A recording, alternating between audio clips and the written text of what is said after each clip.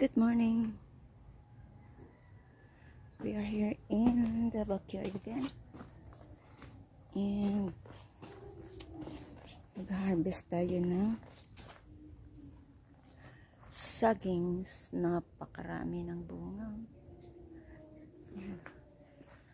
Napakarami ng bunga. Ayan. Tapos dito. Ayan siya. Dito. Mayroon dyan. So, ilagay ko muna ang aking yan, ang gamit ko. At dito, papakita ko. Yan siya. Kinain na ng ibon ng isa doon sa taas. Yan, yun doon. Ayan. Meron na siyang hinog. So, tatagpasin natin. Ang dami talaga dito. May saging. Ayan. Sobrang daming bunga. Tapos dyan. Ayan. So, bago tayo mag-harvest, check muna natin dito. Ayan siya.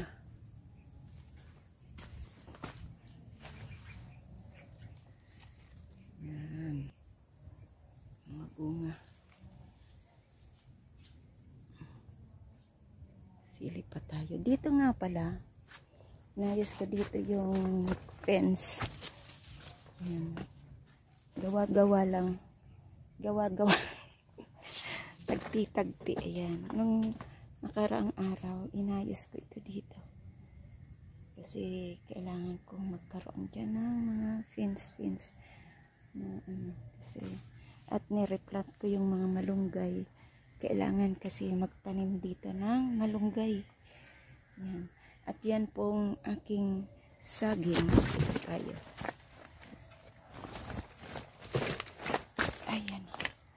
Ito po ay saba. Ako po ay nakabota. Kailangan tayo ay magbota. At dito ay naayos ko na. Kasi diba? So, ito yung i-harvest nating saging. Yan, kinain na lahat ng, actually, yan o, kinain na lahat ng ibon dyan. Yan, marami nang kinain. Kahapon, ano pa yan, nagyayelo pa lang, pero kinabukan, ubos na. So, dito. So, tinambakan ko ito dito kasi nag-ulan. So, ganito na naman ang ano ng aking kagabihan dito. So, ayan, pinadapa ko ng ang ano, kasi aabot na naman doon sa gabi.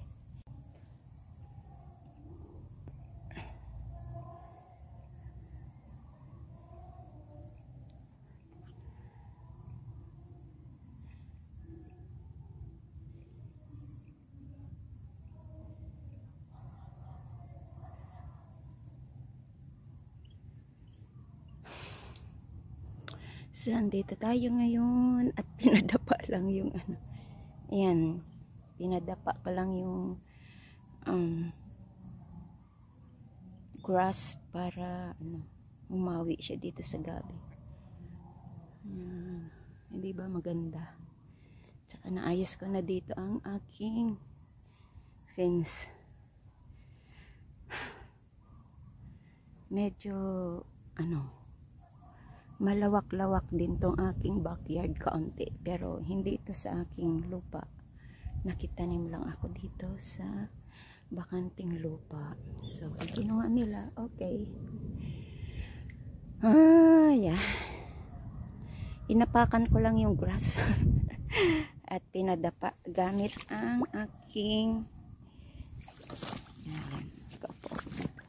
ang aking buta. Ayan. So, kaupo ako ngayon, just rest for a while. Ayan, rest for a while. Ito sabayan, saba. So, andito yung ubos na talaga ng ng itagpasin nating saging. Ayan, ayan siya. Ayan. So, magpapahinga-hinga lang ako kaunti para para matagpas natin yung saging dyan.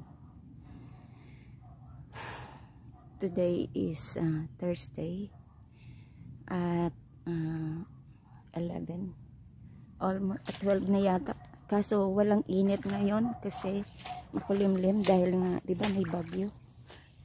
Ayan. Dito ay maraming kangkong dito. Ayan. Ang iba tinanggal ko na kasi pumupulupot siya sa gabi. So ayan, nakalinis ako dito, 'di ba? Kanina ang dyan, pero madami ditong isda. 'Di ba nakita niyo nung nakaraan? Ayan, maliliit na yung maliliit na baby dalag. Marami siya dito. Marami ditong dalag sa ilalim. So let them live here kasi dito may kanal yan, dito may kanal. So malalim yan dyan. So they could naman, pwede silang mamuhay dyan. Nung kasi nung summer, ayan, naggawa ako dyan ng kanal na maliit. Ayan. Kasi walang tubig. At hinakot ko yung lupa doon sa taas kasi nga dito ang lupa ay mataba sa baba. So matubig nga lang. Pag natuyo yan, maganda ang lupa dyan. So hinakot ko doon. Pag umulan naman, inaanad naman ang lupa pababa. Kaya ang mga dahon ng saging ay inilalagay ko sa gilid para kahit man umulan ay nasasala sila. Ang lupa talaga maiiwan sa gilid. So yan, technique lang. So yan, nilalagay ko dito ang mga para pag magos ang tubig, may iwan dito sa ang lupa. Ayan, katulad yan. Andyan ang lupa. So magtatagpas na po tayo dito sa ating saging. Yan.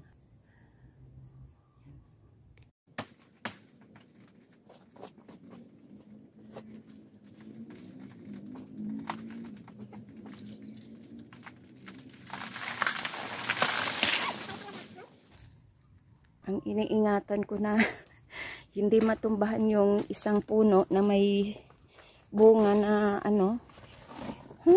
sayang na naman to, natumbahan. Tapos iniingatan ko na hindi siya masali, pero sali talaga. So ayan, wala na tayong magawa eh. So, ayusin ko na lang to. Di doon ko kasi tinagpas.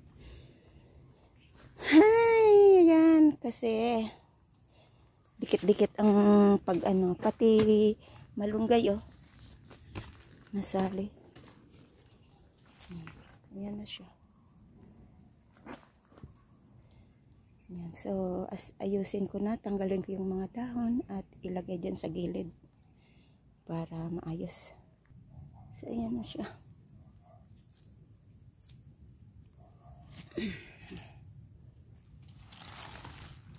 Kinain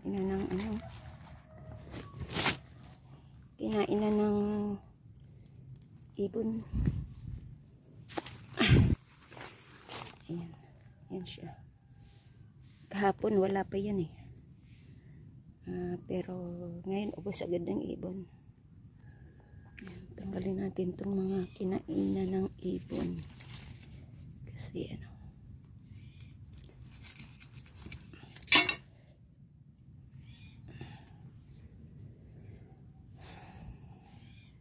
So, ayan. At ang mga dahon nga pala ay naandyan.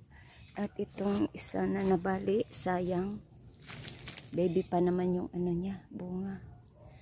At yung puno andyan pa. Saka na lang natin yan tagpasin. Yan.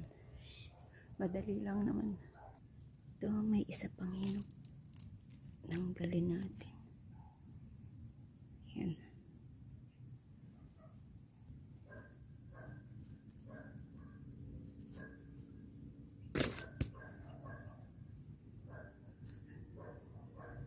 May natirang hinog. Yan siya. Tingnan ko na. Masarap to. At matamis.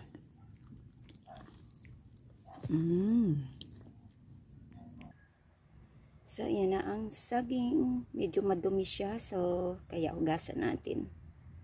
So, yan na po ang ating saging na na-harvest. At nalinis ko na. Iba na talaga pag hinugasan na siya. Yan. So, hinugasan ko para matanggal yung mga dumi-dumi at tigi. So, wait na lang tayo sa paghinog. Ayan. Ang dami kong saging. So, ayan. Ayan pa, ang daming saging. Ayan, o. Ayan. So, dito, pag may sipag ka lang talaga. Pag may sipag at tiyaga, yan. Talagang may aanihin ka talaga. At may lalagain ka. Ayan. Salamat po sa inyong lahat. This is Lori's Garden. Wala nang baha dyan sa ating backyard. Pero meron pang tubig doon sa gabihan. Yan. So, ayan. Nakalinis na ako doon sa likod. At natagpas ko na ang saging doon. Doon yun.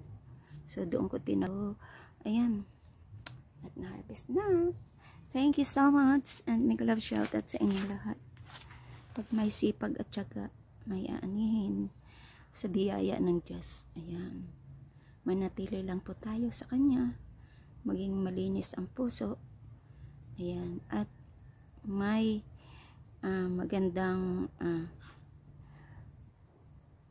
magandang relasyon sa Panginoon. Ipagpalain ka talaga niya. At ang lahat naman na ito ay hindi naman natin ito madadala pag tayo namatay na, kundi ang ating soul. So, ano na lang, mas maganda yung mamuhay tayo na may kagalakan sa puso at may malinis na puso. Ayan. At magandang relasyon sa Diyos. This is Lori's Garden. Thank you and love you all. Bye!